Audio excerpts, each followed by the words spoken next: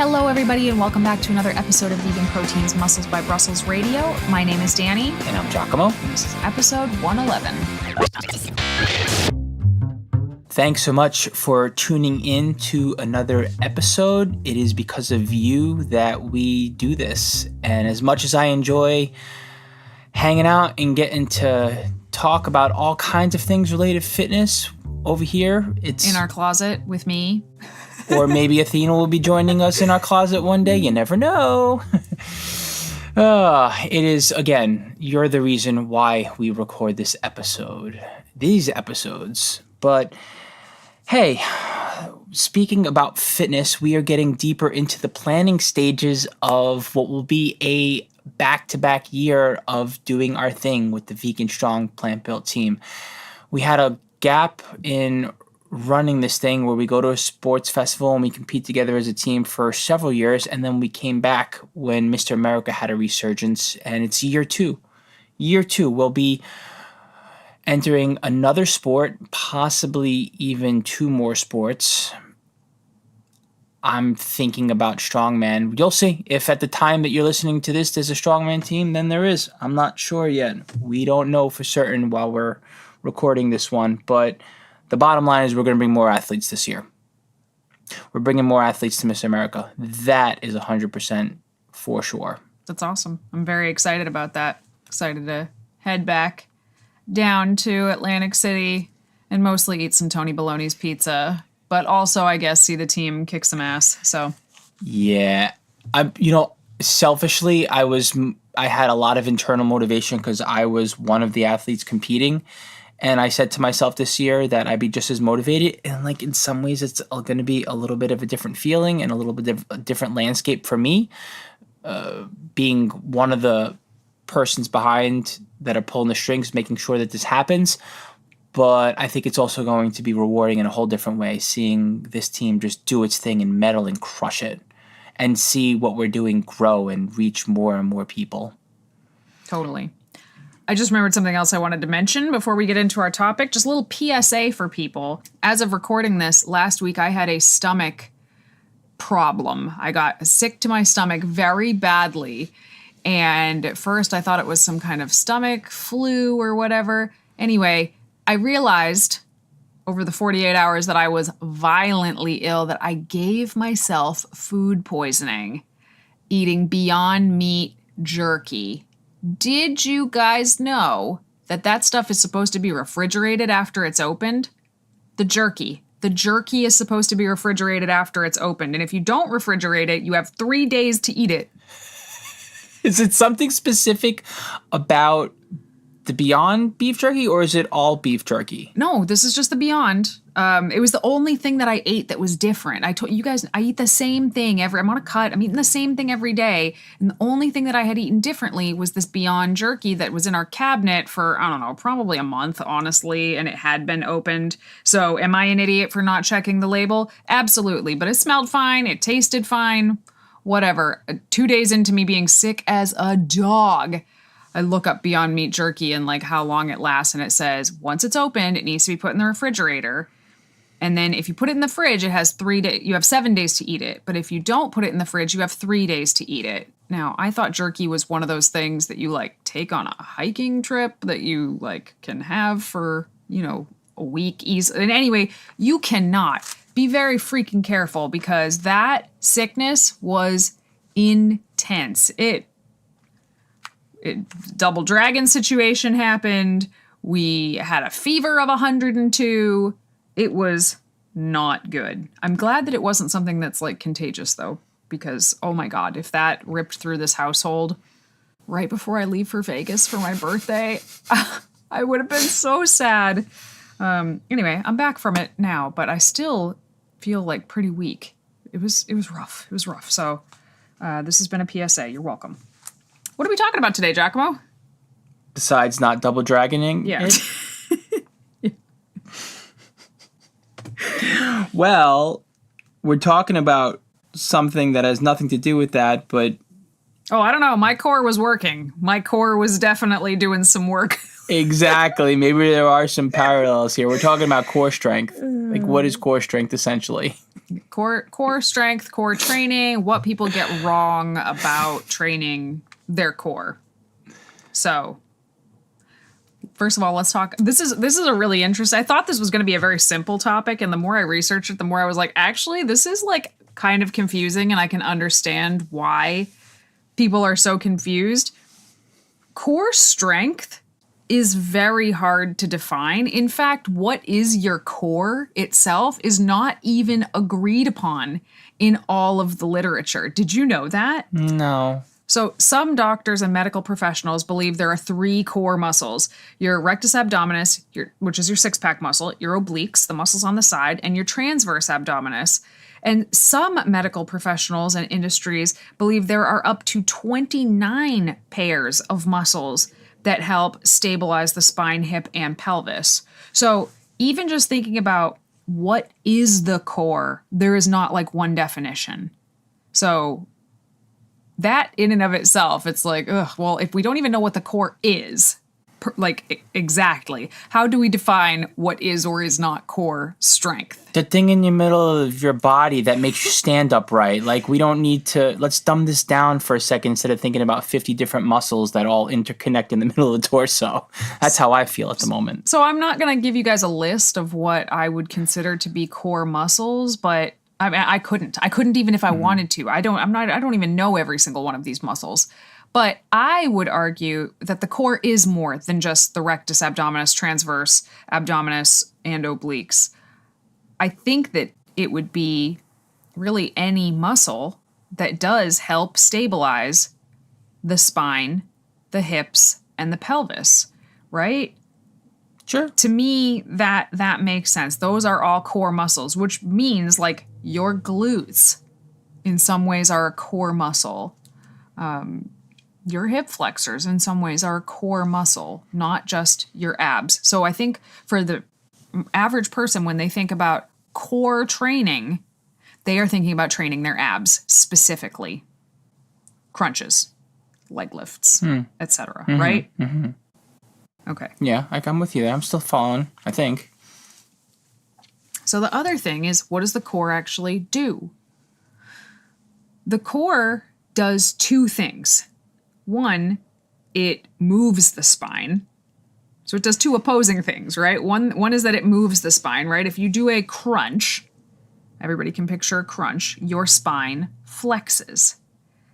Flexing the rectus abdominis makes the spine flex. Muscles move bones. Remember that.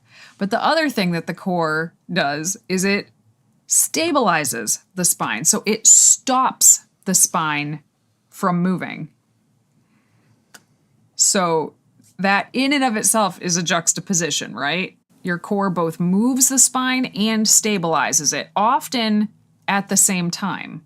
Well, it's making it so that you're protecting your spine. So your spine doesn't just start flailing around while you're doing stuff in a way where it's actually going to absorb the impact when your core should be absorbing the impact of the exercise because it's sturdy. Yeah. If you didn't have these muscles stabilizing your spine is just like a bunch of little rings of bone with tiny little jelly things in between them. It would just collapse like a party favor or something, like the streamers on the ceiling. Like it would just collapse. So the core is very, very important because it literally supports everything you do. Your core is working all the time. You're walking, your core is working. You're picking up your kid, your core is working. You're doing a squat at the gym, it's working. You sneeze, it's working. Let me interject here. It's working, but you could be doing a better job making sure that it works in everything that you do. Yes, 100%. But it is like, it's one of those muscles. It does, I mean, I guess all of your muscles are kind of working frequently, but I mean, it doesn't really rest. It doesn't get much rest. So, but when we think about training core, most people just think about very sort of basic ab movements and nothing else.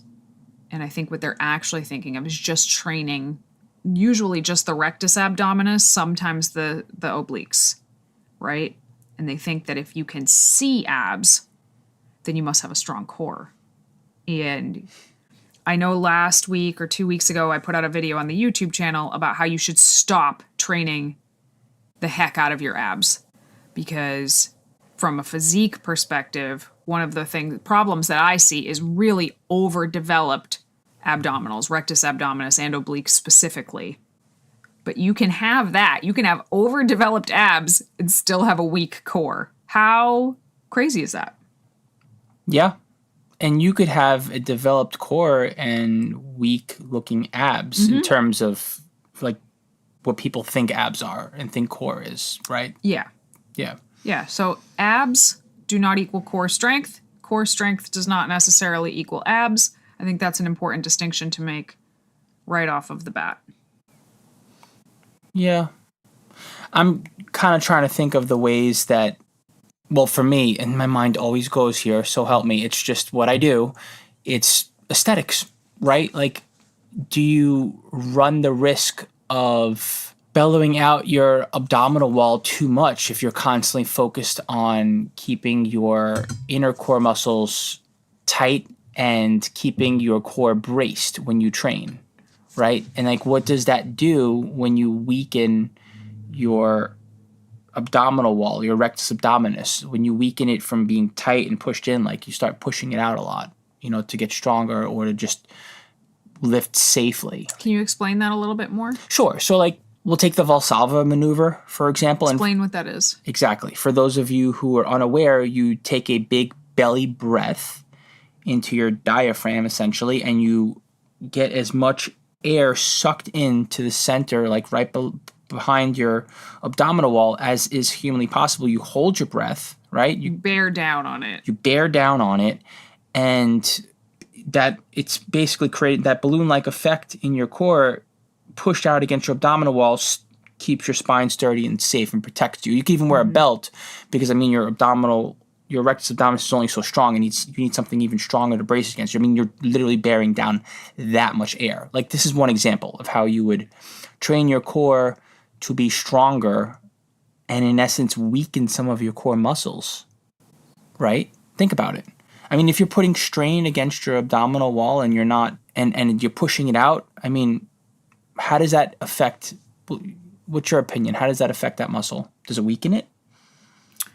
I don't think that it weakens the muscle necessarily, but I think that I noticed this myself. So way, way, way back in the day, I'm going to go on a side tangent here for a second. Way back in the day when I was a server and a bartender, we used to have to wear these goddamn like cat suits basically to work in. And you better believe I learned real early how to hold everything just so that I didn't look like I was letting everything all hang out in this cat suit. So I didn't realize it at the time, but I was training my transverse abdominis to be tight and hollowed in and not quite sucked in. Not that where you're like really sucking air in, but holding it in so that I could work. And it was actually very good for my core strength. I just didn't realize it then.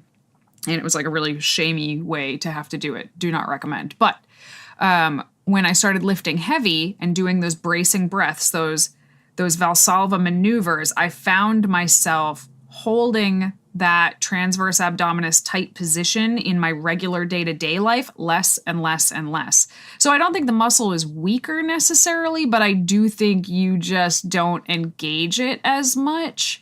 Or that's what I found. So I think that probably the most important core muscle to train, and I'm going to continue to Valsalva maneuver in all of my heavy lifts forever because it makes me feel the safest and the most stable. Now, should you be Valsalva maneuvering when you're doing a bicep curl? No. But if you have to, and there are people out there that have to, one, that weight is probably too heavy. Two, your core is weak. If you have to Valsalva maneuver your way through every single exercise you do, if you have to hold your breath to brace your body through every exercise you do, your core is weak. There is this one analogy that someone mentioned to me a very long time ago, and it is how I learned to engage my transverse abdominis. And I never forgot it. I think two people and another person confirmed, like, this is what it's like. So, Well, first of all, your transverse abdominis, for those of you who are not already familiar, we're not going to pretend like everyone knows what each core muscle is. It looks like a weight belt, and it's on the deep inside your core. You cannot see this muscle, but your transverse it can tighten up, and it can tighten everything up inside of there. And like a weight belt or a corset. And to Danny's point, you get lazy training that muscle if you're constantly bracing your body to lift safely, right? So it's like train that muscle too. And the way that it was described to me was, you know how like you have a doll like that speaks, and you have like the little ripcord in the back. Yeah. And you pull it back, and then you let go of it, and it starts talking. So someone said, okay, now stand up tall, and they cued me, right, physically. And they said, now picture you have a belt that you can't see inside of your body wrapped around your spine. Now attach that belt, just like that doll, is a string. Now I'm going to grab my finger and pretend like there's a string, and I'm going to pull it back. And I want you to tighten that muscle. Just pretend like someone's pulling on it and making it tighter. And that analogy stuck with me decades later and helped me conceptualize how to actually engage that inner muscle. Interesting. Yeah. I love learning different weightlifting cues, because like I want to have an arsenal of cues to tell people, because you'll tell somebody a cue that to you is very obvious, like, oh, you do this and then they do this, but it doesn't click with them. So I like to have lots of weightlifting cues, because sometimes you just find one and it just clicks with that person and you're like, yes, we got it.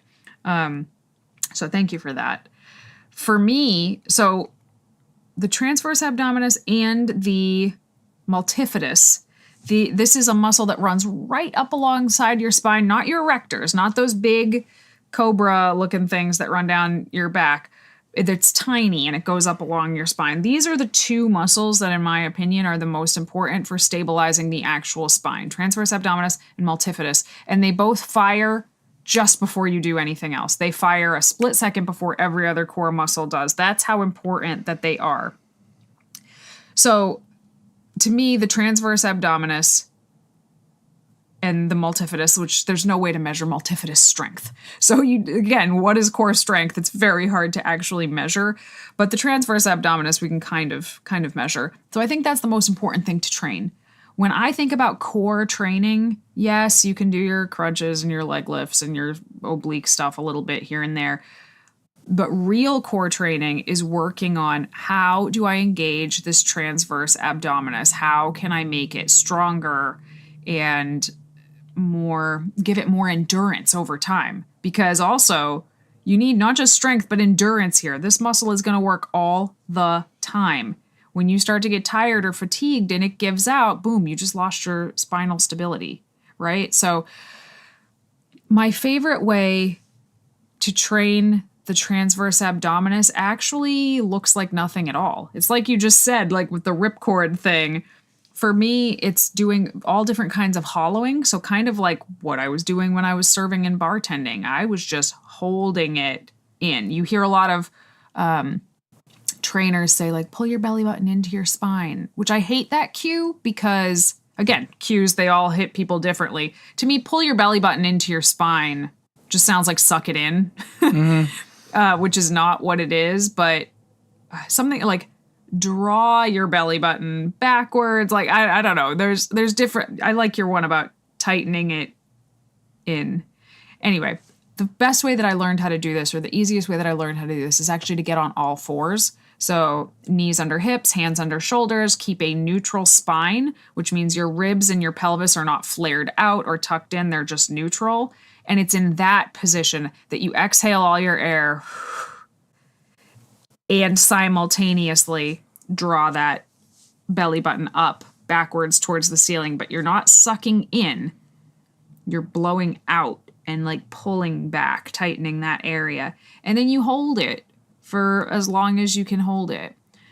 You can progress this into vacuums over time, but vacuums have a little bit of a sucking in quality. I don't think it's necessarily as important as just learning how to do this hollow.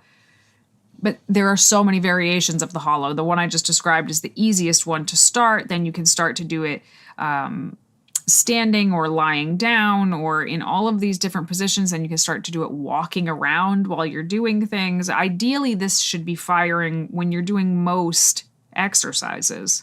Most.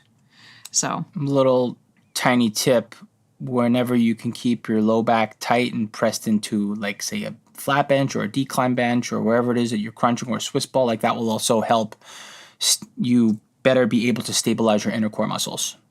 I think if you're, and plus your low back is part of your core, right? You don't I think want that when you're just, training your core, it's a good idea to keep your low back in contact with the mat or whatever Correct. you're on. I don't know about bench though. Bench press though. No. I mean, You like meant doing abs on a bench. Correct. Gotcha. Yes. Or core on a bench. Exactly. Gotcha. Yeah, keeping a neutral spine. You can't really, I'm trying to do it right now. You can't really engage the transverse abdominis in like an extended state, like with your butt stuck out back and your ribs flared up. It's really hard and uncomfortable to do. But a lot of people say, well, okay, I just want abs. Why the hell should I give a crap about core strength? In my opinion, the number one reason to care about core strength is to avoid low back pain.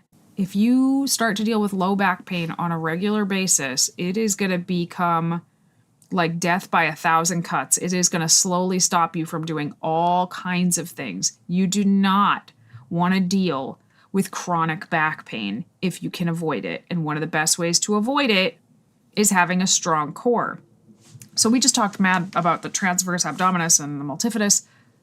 I would argue that right behind that, most important thing you can train for a strong core is your glutes. Train your glutes. Listen, guys, I got a hard truth for you. Y'all have weak glutes, right? Like almost everybody has weak glutes. Anytime somebody goes to a physical therapist, they have a problem, they go to a physical therapist, they come back, I can bet money what they are going to say. They said I have a weak core and weak glutes. Yep. You and everybody. Like most people that haven't dedicated time to strengthening their core and their glutes are going to have weak core and weak glutes. Weak glute medius, like especially that's the side butt, your side butt, when that is weak in conjunction with a weak core and tight hip flexors, that's up there too. Like you're going to have back pain. So, yeah, I think that's very important to say, because these days when we think about glutes, we just think about, oh, I want a bigger butt, or I don't want a bigger butt, neglecting the fact that if you do not train the muscles in that area, you're going to risk having poor posture, back pain, and it's limiting in all ways, both inside and outside of the gym. Yeah, totally. So now what do you do if somebody does want like a six pack? They want the abs and everything. It doesn't really have to do with core strength, but I know that it's kind of the thing people seek the most is a six pack. Get leaner, guys. That's the answer. You're going to be very hard pressed to train your abs into having abs. Danny, you got to train your rectus abdominis somewhat. You got to train your six-pack muscles somewhat. We don't want people to completely ignore them. Yeah. The truth is, like, likely you're already overtraining it, right? You're training it too often. So we're speaking to that narrative, if you will, but we don't want you to completely neglect your abs either. Like, you can and should train your six-pack abs, but if you've been training them actively for years now, like twice a week, for example. Twice a week? Man, I know people that train it every day. They like set a timer and they go for 15 minutes or something almost every single day. Give it a break. Give it a break for a little bit, even for like up to a year, and train other areas of your core. And then I'll write a program for them and it has, one ab exercise twice a week. So there's 2 ab exercises, 3 sets. They're in an 8 to 12 rep range. And they're like, what? How am I gonna? And I'm like, well, you're gonna add weight to it, first of all, because we're gonna train. You want this muscle to grow? Why would I train it differently than I would train your biceps when I want them to grow? Yeah, it's like when I write programming and you tell me, you're like, put the calves in and put the abs in, or the people will revolt. And I'm looking at you like, but this is a person who's always on their feet. So their calves are already crazy developed, and their abs could probably use a bit of a break. Like, and we have, this is precious time. I want to make sure that they're doing something else. She's like, yeah, but like, that's what people want. Give the people what they want. You know, sometimes you got to give people what they need too, right? Well, we definitely give people Yeah. what they need. Exactly. But I mean, even when I give people oftentimes like 2 ab exercises a week, like I said, in an 8 to 12 rep range, and we're going to progressively overload it, just like we're going to progressively overload anything else. Do you want this muscle to grow? Then we are going to treat it like everything else. Exactly. I wouldn't tell you to go lateral raise a pencil for 100 reps, right? Because that is dumb. Why would I try to get your 6-pack muscles to grow in the same way? Doing 100 crunches on the floor with no progression is not the way, you know? So, but yeah, I agree. You should train your rectus abdominis, your 6-pack muscles a little bit. But what I see is people training just their obliques, those 2 things over and over and over again. Then those muscles do, in fact, grow. And then they essentially have what looks like a belly. It is a belly of muscle, but it is still shaped like a belly because, guys, unless muscle is flexed, it's still soft, just like everything else. And then they're like, oh, I just have a belly. I just have to.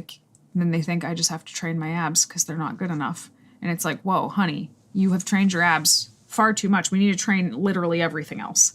We need to give that a break and train everything else. And then it's going to look like you have this sleek little waist, you know? So ab training is interesting. It's the most interesting training of all of the body training, in my opinion, because people have such strong opinions about it.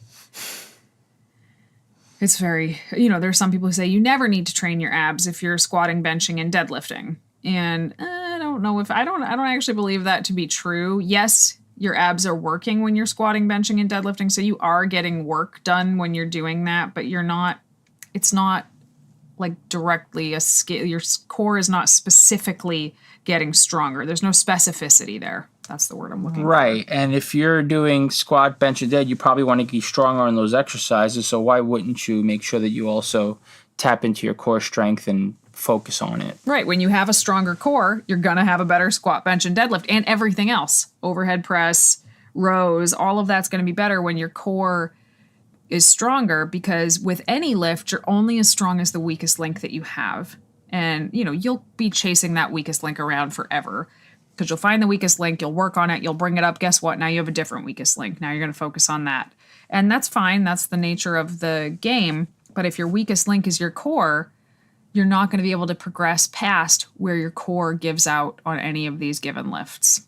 Do we assume that everyone already knows that you can't spot train lower abs and upper abs to the degree where you can train your 12-pack or 8-pack or 6-pack or 4-pack? Can we have that conversation? I didn't even put that in my notes. Go ahead. Well, the simple answer is your abs are going to look like what they're going to look like, and you can't do a damn thing about it. You can just make them look as nice as they can look.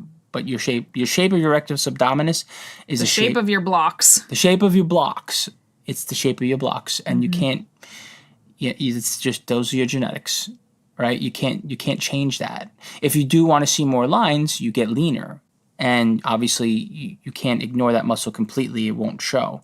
But training it super hard or like trying to focus on the bottom portion of your abs to make more lines come out, Yeah. not a thing. Yeah, that's a very good point. And that is, I didn't even think about that. Yeah, but a lot of people don't like when they get abs, when they finally get abs, they don't like the look of the abs.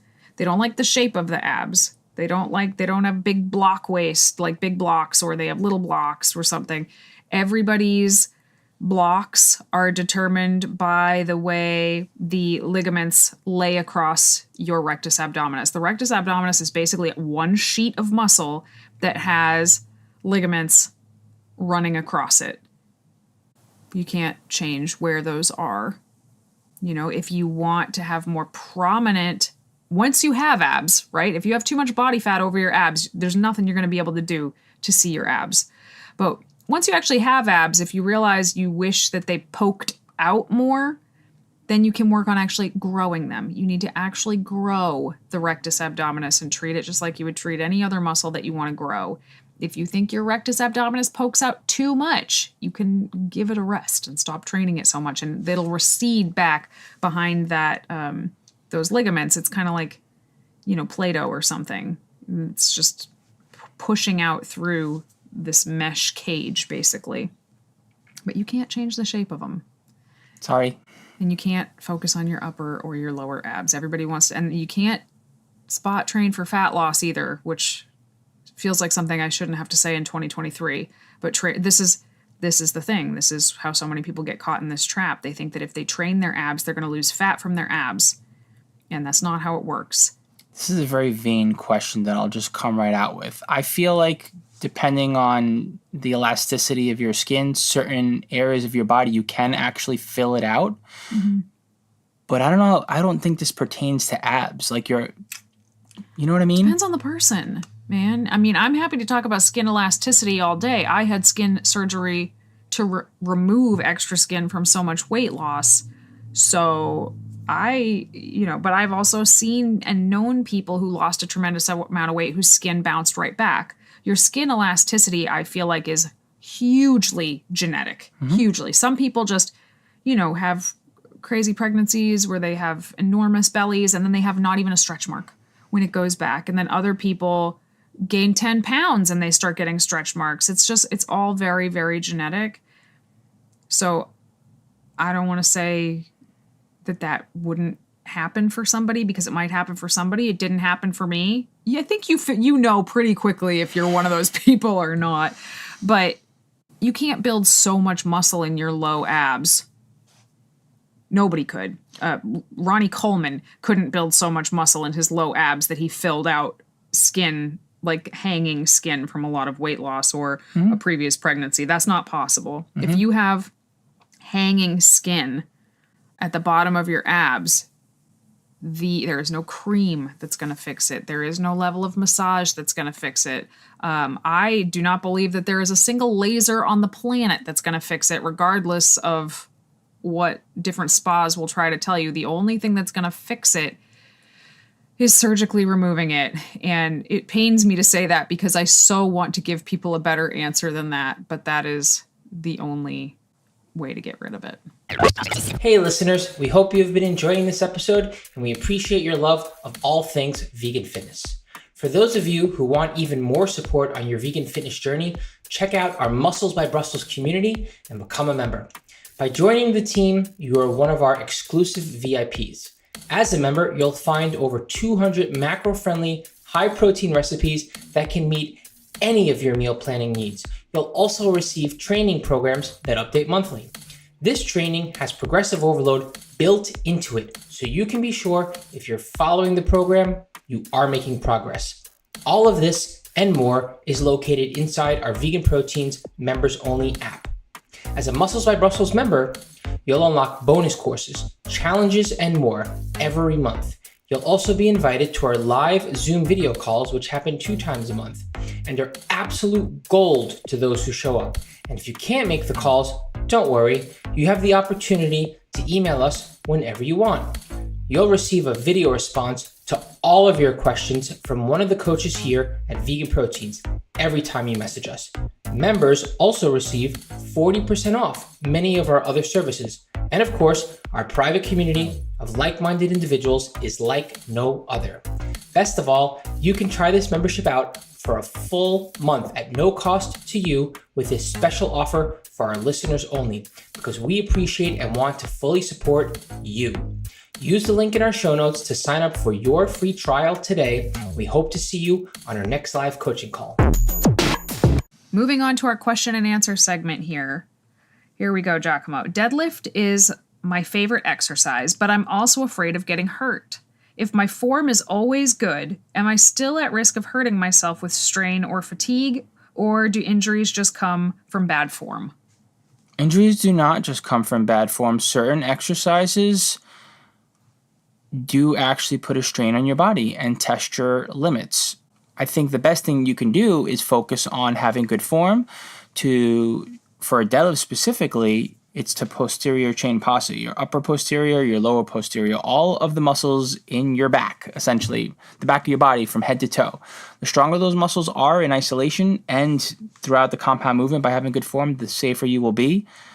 Like anything else, your spine ages, and the more wear and tear on your spine, the harder it becomes to do exercises that require you to place a lot of strain on your spine. And let's face it, deadlifts do just that. But there's no reason why you should stop doing them as long as you don't feel any sort of extreme pain, you know? And yeah, I mean, you couldn't pay me to stop deadlifting or squatting or benching, for example. It's just a matter of tempering expectations based on, I don't want to say your pain threshold, like the health of your spine, essentially. And again, yeah, your best thing that you could do is to focus on good form, for sure. However, also to strengthen up areas of your body that promote you having a spine that is moving safely and moving well, by keeping yourself in good form in that moving pattern, like keeping your glutes well trained, your hamstrings well trained. You could throw a little low back training into there, your upper body. People don't think about it, but it's very easy for your upper back muscles to give out on a deadlift, right? And so, you know, training those muscles as well, your lats, your inner upper back muscles, like your rhomboids, for example, all that stuff. And then obviously to engage all the muscles in your back from head to toe when you lift. Not just lifting with good biomechanics as far as your movement pattern goes, actively engaging those muscles throughout the lift. On the way up and the way down, actually, the negative is pretty important. If you want to build up strength on your deadlift, it'll keep you moving well. You got anything you want to add to that, Danny? No, not really. I mean, I think that even when you have absolutely perfect form, injury can happen to anybody at any time. That's basically my point. You're always at risk of having some kind of an injury. Having pristine form is a great way to protect yourself, but it is important to remember that an injury can happen at any time. That's all. Cool. Danny, what is the least processed way to get protein in as a vegan? All right, least processed way to get protein in as a vegan. So I'm going to give two different kinds of answers to this. First, I would say things like greens, nutritional yeast, beans, tofu, tempeh. Those are probably the least processed ways I can think of to get protein in as a vegan. My second part of that answer is why. Like, why is that super important? Clearly, it can be done. I just mentioned several ways that it can be done. But oftentimes, I find that so I actually know who asked this question. It's a coach. It's somebody who coaches other people who is not vegan herself. So I appreciate the question because she wants to help clients that want to lean into more vegan eating, which is awesome. But a lot of times if somebody is not vegan and they're asking this question, these are people that take protein powders, right? Whey protein powders, casein protein powders, and those are super processed. Those are mega processed. When I look at something like chicken breast or ground beef or something, that is super processed. I mean, that's not the reason why I wouldn't eat those things. I have 1,000,001 other reasons why I wouldn't eat those things, but I often find the people who ask that about vegan stuff specifically are also consuming some crazy processed stuff that they don't think of as processed. So that leads me to the question, what is processed? You know, if I chop up a banana, I just put it through a process of me chopping it. If I put it in a food processor, it is now processed. So some people would say tofu is a processed food. Some people would say tempeh is a processed food. Some people would say protein powder is a processed food. Some people would say it's not. Most people, what they're talking about when they ask this question, they're talking about mock meats. How can you avoid mock meats and get your protein in? That's the real question here. And that is why it is so important to me to help show you guys that you can make your own mock meats. Because when I first went vegan 20 years ago, seeing a Boca burger, I thought it was like made out of magic. You know, like I could read the ingredient list. I know what's in it, but I was like, how did they make this amalgamation of food that looks like a burger, but it's not a burger? Wow, magic. Must be a Frankenfood. And now that I've been vegan for so long and I've written so many recipes and made so many things, now I know that you can make those things with ingredients you have in your own kitchen. And I think that when you do that, it really takes the mystique out of it. When you see something like a Beyond Meat burger that is largely pea protein and coconut oil and salt and spices, right? Or Morningstar Farm chicken strips, which are soy and gluten and spices, right? A lot of these things are the same few ingredients and spices. And usually some oils and gums and other things to keep them stable, which if you don't want those things, make them yourself. And it's very easy. So I know that's kind of a roundabout answer, but again, to actually specifically answer it, least processed foods to get vegan protein. Greens, all kinds of greens, broccoli, cruciferous vegetables, kale, spinach, tofu, tempeh, edamame, nutritional yeast, lupini beans, all different kinds of beans, lentils. That's the way. But I just also mentioned a lot of fiber. So if someone's not ready for that, that could tear them up a little bit. So you might need to work up to that. All right, everybody, thanks so much for tuning in to another episode of Vegan Proteins Muscles by Brussels Radio. Please stay in touch with us at I Am Just Athena, at Vegan Proteins, at Muscles by Brussels on socials. Head on over to veganproteins.com to hit the contact button. You'll always hear from one of us. Once again, my name is 𝐬𝐿𝐫𝐿, And I'm Danny. and we'll talk to you soon. Stand in the